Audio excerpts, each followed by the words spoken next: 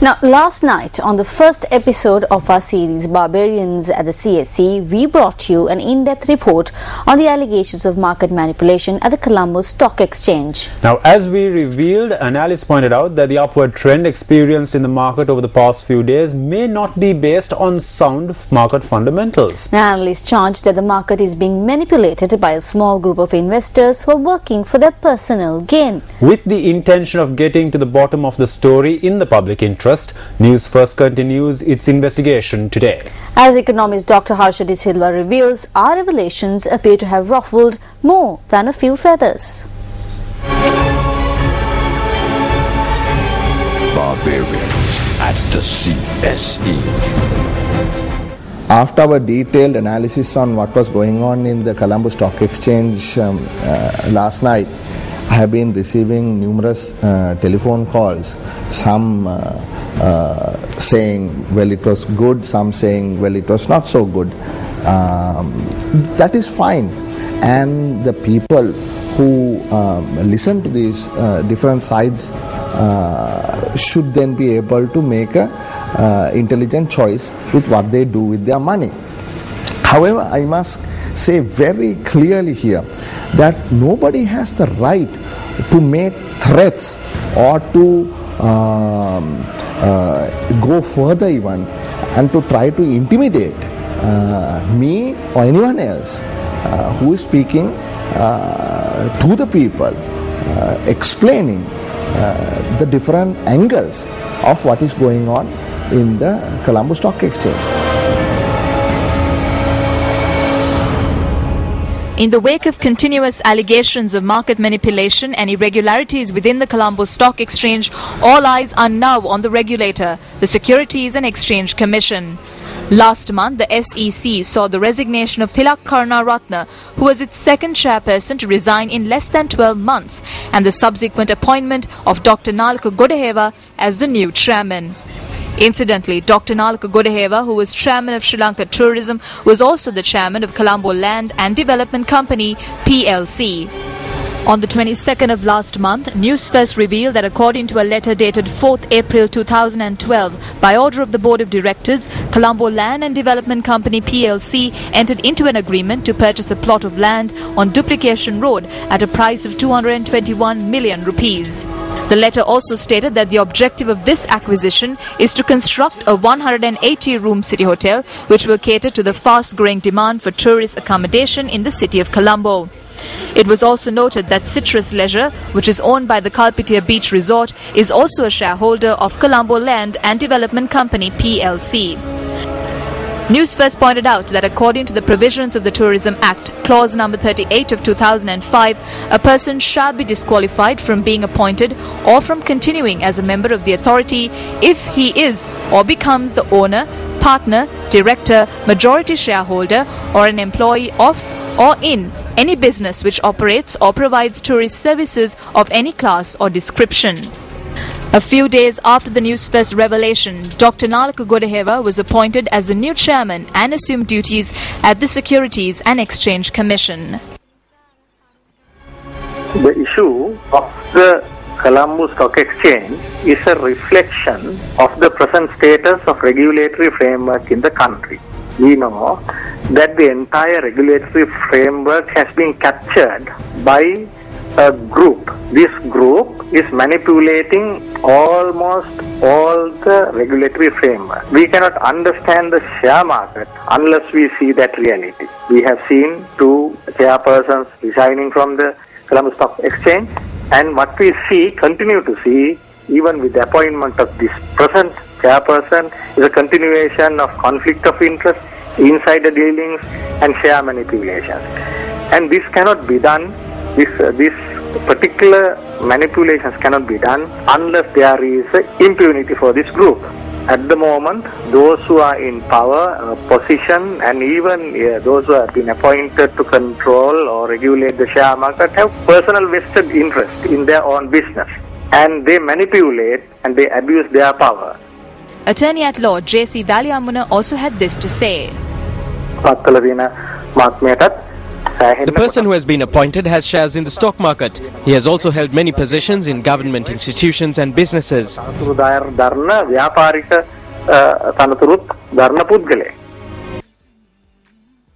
It is, stock market is one which is driven by perceptions. Company law requires a director to be a fit and proper person. If fit and proper persons are not in governance, nobody will enter a company, nobody will enter a market that is controlled by people who are perceived to be not fit and proper. Whether they are fit and proper, the law will have to decide at the end. It is left to the justice system of this country and the law enforcement authorities to determine that.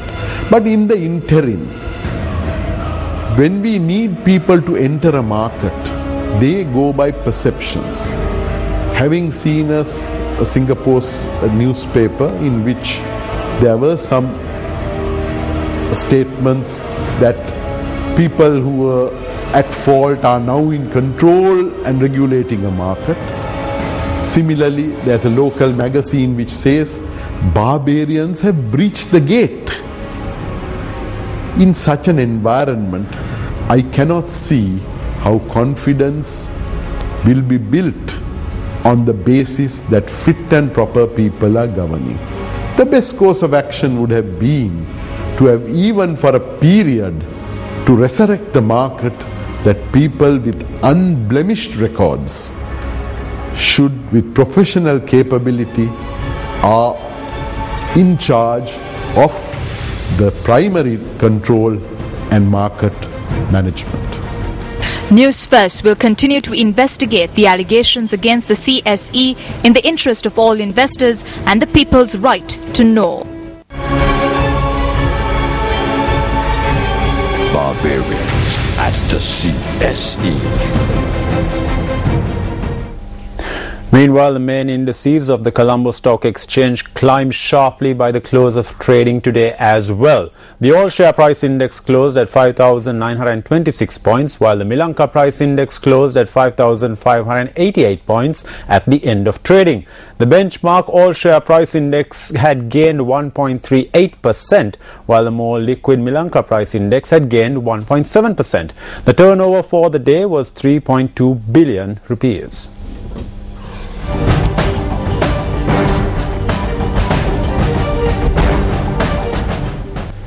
6 new ambassadors and 2 new high commissioners presented their credentials to President Mahinda Rajapaksa at the Presidential Secretariat this morning.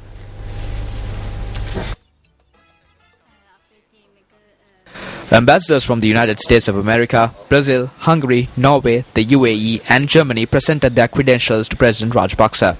High commissioners representing Nigeria and Cyprus also presented their credentials to the President today.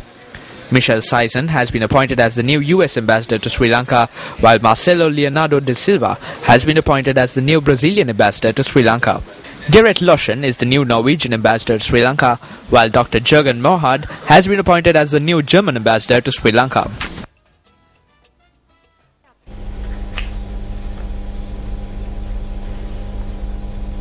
In the meantime, Minister of State Management Reforms Navin Dissanayake says that the upcoming budget will have more focus on implementing structural changes in the public service and on employee training.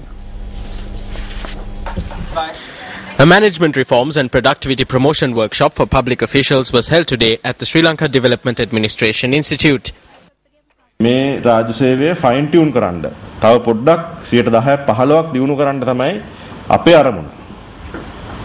මොකද අපි දන්නවා මේ නොයෙකුත් රජය. It is our goal to fine-tune the public service by making it about 10 to 15% more progressive, because we know that public officials through various governments have provided timely changes. The allocations made for us through this budget have been increased by the Finance Ministry and the President. We are hoping to institute structural changes in state institutions. We also want to provide public officials with the necessary training. වෙනස්කම් ඇති කරන්න. ඒ වගේම රාජ්‍ය සේවකයන්ට අවශ්‍ය පුහුණුවීම් ලබා දෙන්න. සමහර ආයතන ඉතාමත්ම හොඳට වැඩ කරන ආයතනයේ ප්‍රධානියා හොඳ හින්දා. Some institutions function extremely well because the head of the institution is good. Once the head of an institution changes, then the institution collapses. I can see everyone here nodding their heads, but this should not happen. If that is the case, then there is a problem with the system. This shows the importance of introducing proper systems. What we believe is that we must all be united and do our part. If we are able to do this, then I believe that by next year we can merge these two ministries. I can see some people laughing and discussing as to who is going to lose his ministerial portfolio. සමහර කට්ටිය hina වෙනවා මට පේනවා කාගේ ඇමතිකම නැති විදිහ කියලා සමහර එක්ක කතා කරනවා මට පේනවා.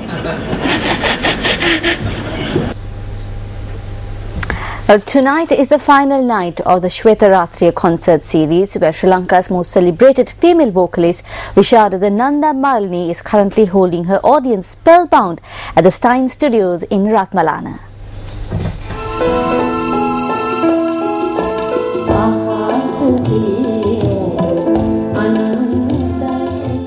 In response to the many requests made by those who are unable to secure tickets for tonight's concert, a special preview concert was held yesterday.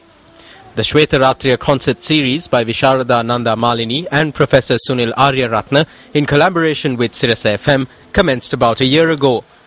Drawn to its magical music, people flocked in their numbers to the Shweta Ratriya concerts held in various parts of the island. The curtain comes down on the series tonight.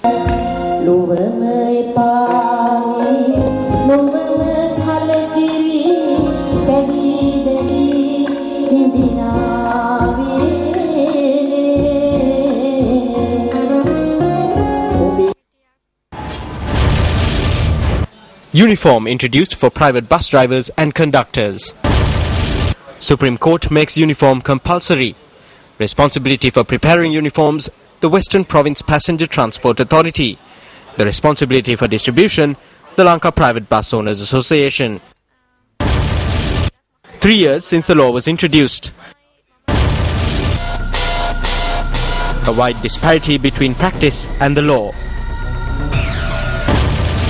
Why is the law not being enforced?